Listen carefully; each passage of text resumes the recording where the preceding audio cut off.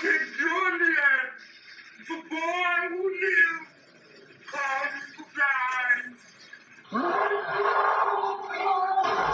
Destruction, we cannot change the fate of civilization. What's going on, guys? It's Troninja here, back with another video. This time we're going to be covering the top 5 best secondaries in Blackout, which includes pistols and shotguns.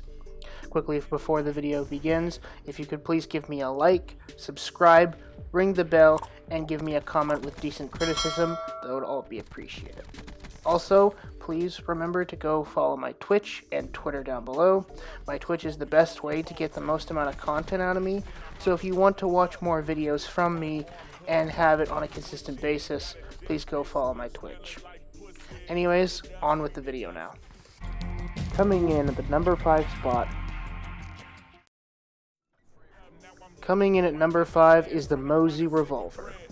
The Mozu is definitely one of the most powerful pistols per headshot, but generally speaking, the reason why it's coming at number 5 is simply because its clip is extremely short, and it just simply is a weapon that I would rather not pick up.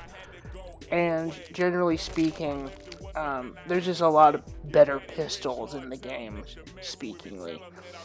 Not to mention the fact that you can't even get a scope on this thing. As far as I'm aware, I don't use the Mozu a lot of the time. So if someone in the comments could say if you can use other optics besides its actual zoom in the gameplay, that would be appreciated. The only real reason that the Mozu is even used by people is if they're really familiar with the gun, which you already are required to be extremely familiar with it in MP to be good with it in Blackout. So there's a lot of requirements and there's a lot of risk factor when using a Mozu. But I'm putting it at number 5 to at least give it some respect.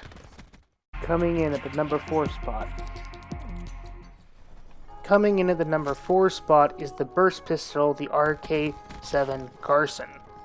Basically similar to the Black Ops 3's RK5.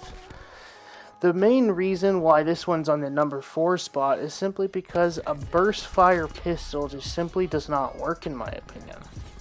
It definitely has the damage though, as if you manage to connect your shots just like a tactical rifle with burst, it does a fuckload of damage. The problem is that it doesn't feel like a pistol. It feels like a pistol transformed from a fucking tactical rifle. So a lot of the time when I'm using it, it feels weird when I go to use it. Not to mention that, unlike the arcade file from Black Ops 3, where you could just keep shooting it faster and faster, this one has a fixed burst time, so it feels very slow and clunky when trying to use in close combat scenarios. And generally speaking, it's one of those weapons that I just try to avoid using a lot of the time. You'll notice that a lot with these few spots near 4 and 5, especially in this video, that I usually try to avoid the Mozu and RK7 Garson for specific reasons. But I will give it the credit where credit is due. It is a very high damaging pistol, again, just like the Mozu, if you're good at aiming with it. But a lot of people do not use pistols besides the next spot. So, take this with what you will. Coming in at the number 3 spot. Coming in at the number 3 spot, and the only actual good pistol in the game, is the Strife pistol. The main reason why the Strife pistol is the best pistol is simply because it actually is able to have a decent amount of fire rate. It can actually control its fire rate, unlike the Garson, and it has a pretty decent amount of damage. Also, this is the base weapon for Alcatraz, so if you play a lot of Alcatraz, you're probably very familiar with this weapon, because if you die, you only get this weapon, so you pretty much are forced to get used to this weapon immediately as you start playing it. Which is a pretty good thing, considering that a lot of people do not use pistols a lot, so I think it's a pretty good thing that they at least force you to use at least one pistol in the game. The other thing is that the pistol does not require any attachments. It's not like the Garson or the Mozu, where it requires a lot of stuff to make it good. The Strife is pretty much good on its own, and it can hold its own against a lot of SMGs if wielded correctly by the correct user. Coming in at the number 2 spot. Coming in at the number 2 spot is the SG-12, aka what I call the bootleg Brecci from Black Ops 3. The real reason why the SG-12 is here at number 2 is simply because it's the only actually half-decent shotgun besides the number 1 spot. This one is the only one that can actually fully control its fire rate, but still be able to shoot fast at the same time. Not to mention the fact that it's the only shotgun that can shoot fast still that is actually reliable. I've seen plenty of clips of players absolutely shredding level 2 and level 3 armored players, whether they were paying attention or not, whether they snuck up on them, or went full aggressive. The SG-12 is definitely not a shotgun to sleep on, but it's also definitely not one of the best. It's one of the shotguns that are just in the middle. It's a shotgun that, if you find it, definitely grab it, but if you find something better, don't hesitate to drop it. And finally, at the number 1 spot, yes, coming in at the number 1 spot is the MOG-12. I have explicitly stated in my Blackout is Bad video millions of times and in streams that this shotgun is extremely overpowered because of the fact that it's a 2-tap monster. No matter what armor your opponent is wearing, no matter what weapons they have, no matter how good they are, you always, and I mean always, have the chance of 2-tapping any player within a vicinity, as long as you're able to decently aim with hipfire. Not to mention the fact that it doesn't really need any attachments. It's the one weapon that I feel like does need attachments to make it balanced, but it doesn't need anything. It literally does not need anything. No matter if you have long barrel or not long barrel, it still does the same damage.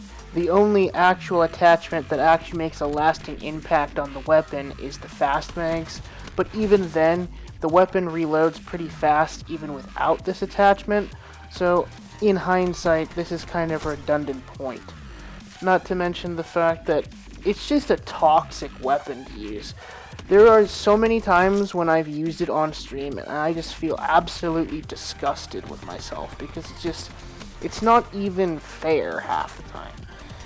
The amount of times that I have 2-shotted or even 1-shotted people because I shot them in the head with this one singular overpowered weapon is truly telling of how broken this thing is.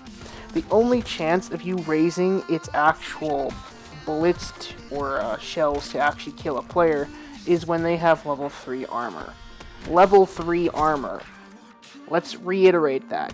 You need level 3 armor, an item that doesn't even spawn in the game very often, to be able to increase the amount of damage for this shotgun to be necessary for a kill. That is absolutely ridiculous. That does not count trauma kits, that does not count anything else but just level 3. That is absolutely ridiculous.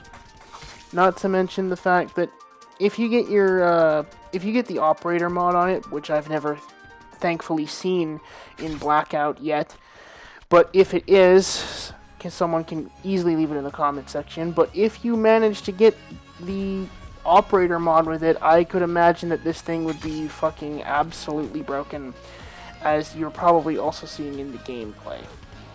It's probably reduced damage in multiplayer, so keep that in mind. I've noticed a lot of the time that it doesn't one-shot an MP, but just because it doesn't one-shot an MP does not mean it will not one-shot in Blackout. Especially considering that I've never seen anyone use the operator mod on the MOG, so hopefully, with any luck, it's not in the actual Blackout Battle Royale mode. Alright guys, that's going to be it for the video. Also, please remember to give me a like, comment, subscribe, make sure to ring the bell, follow my Twitch and Twitter down below, and make sure to watch my other videos relating around Blackout. Anyways, I'm going to let you guys go now. Have a nice day wherever you are, and I'll talk to you in the next video. Bye-bye.